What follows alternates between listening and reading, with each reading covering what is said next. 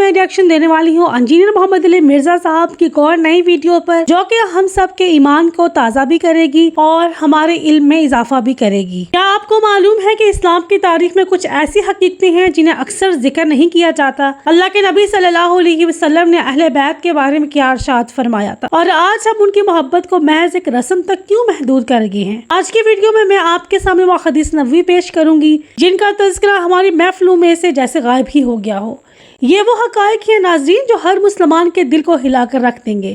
اگر آپ واقعی اہل بیت سے سچی محبت کا دعویٰ کرتے ہیں تو یہ ویڈیو آخر تک ضرور دیکھیے گا، کیونکہ آج کا موضوع صرف تاریخ نہیں بلکہ ہمارے ایمان کی بنیاد بھی ہے۔ السلام علیکم۔ آج ہم کسی تنازع کی بات نہیں کریں گے بلکہ ہم ان نبی صلی اللہ علیہ وسلم کے فرامین کی روشنی میں بات کریں گے جو صحیح بخاری، صحیح مسلم اور دیگر مستند کتب حدیث میں محفوظ ہیں۔ چلیے آج کی ویڈیو کا ریئیکشن سٹارٹ کرتے ہیں۔ کتنا بڑا ظلم ہوا کہ جو اہل سنت کی مین سٹریم کی 6 کتابوں میں حدیث نہیں تھی اور ضربیں تقسیمیں لگا کے وہ حسن درجے تک پہنچتی تھی۔ حجۃ الوداع کی حدیث کہ میں اپنے بعد 2 چیزیں چھوڑ کر جا رہا ہوں، المستدرک للحاکم میں ہے، الموطأ امام مالک میں بھی ہے لیکن اس کی سند منقطع ہے، مکمل سند جو ہے وہ المستدرک للحاکم کے اندر ہے، مشکات کے اندر بھی۔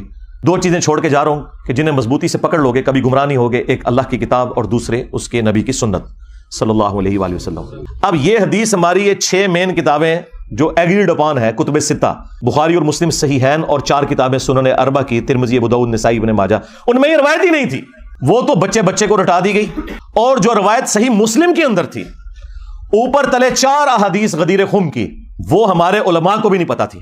میرے دنیا میں چھوڑے جانے سے پہلے کتنے علماء ہیں جنہوں نے کبھی یہ روایت اہل سنت کے پلیٹ فارم سے بیان کی؟ اکا دکا لوگوں نے، ڈاکٹر طاہر القادری صاحب یا ہمارے استاد مولانا اسحاق صاحب رحمہ اللہ تعالی، باقی تو سارے کے سارے لوگ جو ہیں وہ قرآن و سنت لے کے چلے، اور وہ بھی وہ روایت جو ان 6 کتابوں میں بھی نہیں تھی، جو 6 کتابوں میں مسلم شریف کے اندر تھی، صحیحین ٹاپ کی 2 کتابوں میں، اوپر تلے 4 احادیث غدیر خم کی، 6225 سے لے کر 6228 تک۔ یہ جو 4 احادیث جو مشکات کے اندر بھی موجود ہیں، مسند احمد میں بھی، جامعہ ترمذی میں بھی، وہ چھپا کے رکھی گئی۔ اور یہ جو خطبہ غدیر کا ہے، یہ نبی صلی اللہ علیہ وآلہ وسلم کے حجۃ الوداع کے بعد کا خطبہ ہے، یہ اسے بھی سپرسیڈ کرنے والا ہے۔ اور آپ علیہ السلام کی وفات سے چند مہینے پہلے جب آپ حج کر کے مکے سے مدینے کی طرف واپس آ رہے تھے تو راستے میں پانی کے لیے خم نامی گاؤں پہ پڑاؤ کیا 18 ذوالحجہ 10 ہجری کو، اور نبی صلی اللہ علیہ وآلہ وسلم کے لیے اونٹ کے پالان کا ممبر بنایا گیا۔ اور زید ابن ارقم روایت کرتے ہیں جب چند تابعین ان کو ملنے آئے کہ بھئی آپ نے تو نبی الاسلام کے ساتھ اتنا وقت گزارا ہے، اتنی نمازیں پڑھی ہیں، تو کوئی بات جو خاص بات رسول اللہ کی نصیحت آپ کو یاد ہو؟ تو انہوں نے کہا پھر سنو، چونکہ بنو امیہ کا دور تھا اور سیدنا علی کے اوپر ممبروں سے سب و شتم کا سلسلہ جاری تھا، تو انہوں نے ڈھونڈ کے غدیر خم کی حدیث سنائی۔ انہوں نے کہا کہ اگر میں کوئی چیزیں سکپ کر دوں تو یہ سمجھ لینا میرا بڑھاپا ہے، البتہ مجھے یہ ایک نصیحت یاد ہے کہ نبی الاسلام نے غدیر خم کے موقع پر اپنی وفات سے چند مہینے پہلے خطبہ دیا، انتہائی بلیغ خطبہ۔ اس کے الفاظ ہی کنکلوڈنگ ہے، اے لوگو آگاہ ہو جاؤ، میں بھی ایک انسان ہوں، قریب ہے کہ اللہ کا قاصد یعنی موت کا فرشتہ میرے پاس آئے اور میں اس کی دعوت قبول کر لوں۔ میں اپنے باتوں میں 2 بھاری چیزیں چھوڑ کر جا رہا ہوں، ان میں سے پہلی چیز اللہ کی کتاب ہے، اس میں ہدایت ہے، اس میں نور ہے، یہ اللہ کی رسی ہے جو قرآن میں ہے نا، وَاعْتَصِمُوا بِحَبْلِ اللَّهِ جَمِيعًا وَلَا تَفَرَّقُوا، تم سب کے سب مل کر اللہ کی رسی کو مضبوطی سے پکڑ لو اور فرقوں میں مت بٹو۔ یہ اللہ کی رسی ہے، جو اسے پکڑے گا وہ ہدایت پر ہوگا، جو چھوڑ دے گا وہ گمراہ ہو جائے گا۔ اور پھر نبی الاسلام ترغیب دلاتے رہے، اللہ کی کتاب، اللہ کی کتاب، اللہ کی کتاب۔ اور پھر فرمایا دوسری بھاری چیز میرے اہل البیت ہیں، میں اپنے اہل البیت کے معاملے میں تمہیں اللہ کا خوف دلاتا ہوں، میں اپنے اہل البیت کے معاملے میں تمہیں اللہ کا خوف دلاتا ہوں، میں اپنے اہل البیت کے معاملے میں تمہیں اللہ کا خوف دلاتا ہوں۔ 3 دفعہ فرمایا، لیکن امت بالکل الٹ چلی، نہ قرآن کو پکڑا عقیدوں کے لیے اور نہ اہل البیت کو زندہ چھوڑا۔ نبی الاسلام کو قبر مبارک میں گئے صرف 50 سال گزرے ہیں اور آپ کی پوری اولاد ذبح کر دی گئی۔ تو آپ سمجھتے ہیں کہ یہ کربلا بھلا دی جائے گی؟ نہیں، کربلا قیامت تک آپ کو ہانٹ کرے گی۔ ہاں، اور ہماری ویڈیوز کے بعد تو اب آپ بھول جائیں کہ کوئی شخص جو ہے وہ اس غم حسین کو مٹا سکتا ہے۔ یہ سوگ حسین نہیں ہے، سوگ 3 دن ہوتا ہے، یہ غم حسین ہے، یہ اسی طریقے سے جاری رہنا ہے۔ اور غم حمزہ نہیں ختم ہوا، صحیح بخاری میں حدیث ہے، فتح مکہ کے موقع پر جامعہ حضرت بلال ترمذی کی حبشی نے لا روایت کر ہے۔ پیش کر دیا یہاں آپ واشی کہیں کو گے یہ حضور کے سامنے کہ چلے جہاں باقیوں کی معافی ہو رہی ہے اس کی بھی ہو جائے۔ آپ علیہ السلام نے نگاہ اٹھا کے دیکھا موجود ہیں، اس پہ کوئی شک نہیں۔ واشی پھر کیوں ہماری نسلیں ان کے مقام سے ناواقف رکھی جا رہی ہیں؟ کیا آپ کو معلوم ہے کہ کیا ہم نے اہل بیت، کیا تو ایسا کر سکتا ہے کہ تو مجھے کیونکہ اپنی ہم شکل نہ بہت دکھانا؟ ظلم کر رہے ہیں پوری زندگی ایک تو پھر اپنے واشی نے اوپر، نبی اپنی اسلام نسلوں کا پر سامنا بھی۔ نہیں کیا کیا۔ ہم نے اہل بیت کو صرف مسلمان محبت تک صحابی ہی محدود کر دیا اور ہے؟ شخصیت کون ہے؟ حریص علیکم بالمؤمنین رؤوف الرحیم، مومنین پر ان کی جانوں سے بڑھ کر حق رکھتے ہیں، ان کی جانوں سے بڑھ کر ان کے لیے حریص ہیں۔ کسی نے نہیں کہا کہ یا رسول اللہ یہ تو اسلام لے آیا تو آپ اپنے دل میں ان کا بغض کیوں رکھ رہے ہیں؟ ہمیں لوگ کہتے ہیں نا جی بغض ہے جی آپ کے دل کے اندر، صرف یہ کہ چچا کا غم بھلایا نہیں گیا۔ چچا بھی کوئی عام چچا تو نہیں تھا، وہ دور شریک بھائی بھی تھا، دین کا مجاہد تھا، بدر اور احد کے اندر آرمی چیف تھا نبی الاسلام کی فوج کا۔ کسی نے نہیں کہا یا رسول اللہ حمزہ کو تو شہید ہوئے 8 سال ہو چکے، سوگ تو 3 دن ہوتا ہے، کہاں 3 ہجری کے اندر احد ہوئی، 5 سال ہو چکے تھے آلموسٹ اس وقت تک، اور 8 ہجری کے اندر فتح مکہ، 5 سال پرانی بات آپ نے آج تک سنبھال کے رکھی ہوئی ہے۔ ان کو پتا تھا۔ مجھے بتائیں کیا انسان کو اپنے چچا کے ساتھ زیادہ محبت ہوتی ہے یا اپنی اولاد کے ساتھ؟ اولاد کے ساتھ۔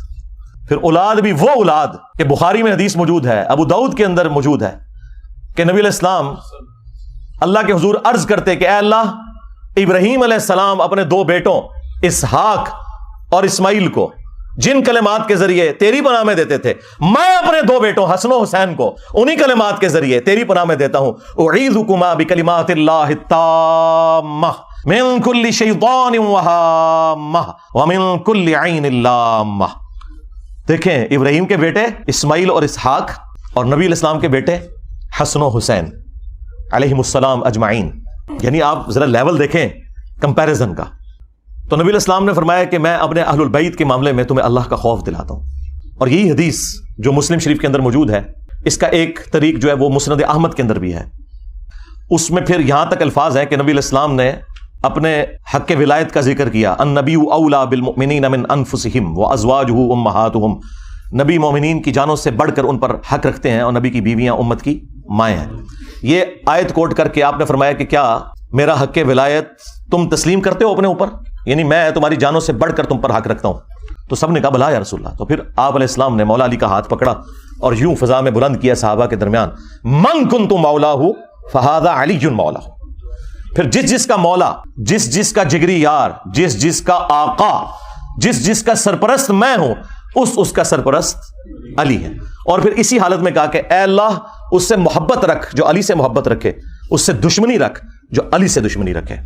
اور اس کی اصل تو اس حدیث میں بھی موجود ہے جو مسلم شریف میں ہے کہ علی سے محبت نہیں رکھے گا مگر مومن، علی سے بغض نہیں رکھے گا مگر منافق۔ اور بڑے رقت انگیز الفاظ ہیں، مولا علی نے خود روایت کی حدیث، وہ کہتے ہیں کہ اس ذات کی قسم کہ جس نے دانے کو پھاڑ کر کھیتیوں کو اگایا اور مخلوقات کو پیدا کیا، نبی امی نے مجھ سے یہ عہد لیا تھا کہ اے علی صرف مومن ہی تجھ سے محبت رکھے گا اور صرف منافق ہی تجھ سے بغض رکھے گا۔ وَلِعَوْذُ بِاللَّهِ تعالی۔ تو جیسا کہ انجینئر صاحب نے بہت زبردست باتیں کی، بہت کلیریفیکیشن ہوئی، تو ایک چیز میں ایڈ کرنا چاہوں گی جن حدیث کا ذکر میں نے آپ سے شروع میں کیا تھا۔ پہلی حدیث صحیح مسلم کی ہے، نبی صلی اللہ علیہ وسلم نے فرمایا کہ میں تمہارے درمیان 2 بھاری چیزیں چھوڑ کر جا رہا ہوں، ایک اللہ کی کتاب، دوسری میرے اہل بیت۔ اس حدیث میں ہمیں یہی سمجھ آتا ہے کہ یہ امت کے لیے ہدایت کا واحد رستہ ہے۔ اہل بیت سے محبت ہمارے ایمان کی علامت ہے۔ حضور اکرم صلی اللہ علیہ وسلم کا ارشاد ہے، علی رضی اللہ عنہ سے محبت ایمان کی علامت ہے اور ان سے بغض نفاق کی علامت ہے۔ یہ صحیح مسلم کی حدیث ہے۔ سیدہ فاطمہ رضی اللہ عنہ کی شان میں بیان کرتی چلوں کہ فاطمہ میرے جگر کا ٹکڑا ہے، جس نے اسے ناراض کیا اس نے مجھے ناراض۔ صحیح بخاری کی حدیث ہے۔ حضرت حسن رضی اللہ عنہ اور حضرت حسین رضی اللہ عنہ جنتی نوجوانوں کے سردار ہیں۔ جامعہ ترمذی کی روایت ہے یہ۔ یہاں آپ یہ کہیں گے کہ یہ حدیث ہماری کتابوں میں موجود ہے، یقیناً موجود ہیں، اس پہ کوئی شک نہیں۔ پھر کیوں ہماری نسلیں ان کے مقام سے ناواقف رکھی جا رہی ہیں؟ ہم نے اہل بیت کو صرف محبت تک ہی محدود کر دیا ہے۔ میں لفظ محبت کی بات کر رہی ہوں، جبکہ ان کی اصل زندگی اطاعت کا تقاضا کرتی ہے، بے شک اس میں کوئی شک نہیں۔ تو ناظرین، اہل بیت سے محبت محض زبانی دعویٰ نہیں ہونا چاہیے، بلکہ ان کی سیرت کو اپنی عملی زندگی میں ہمیں لانے کی بھرپور کوشش کرنی چاہیے۔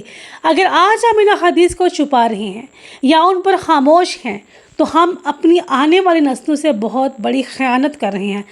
یہ بہت گہری بات، اس پہ سوچیے گا ضرور۔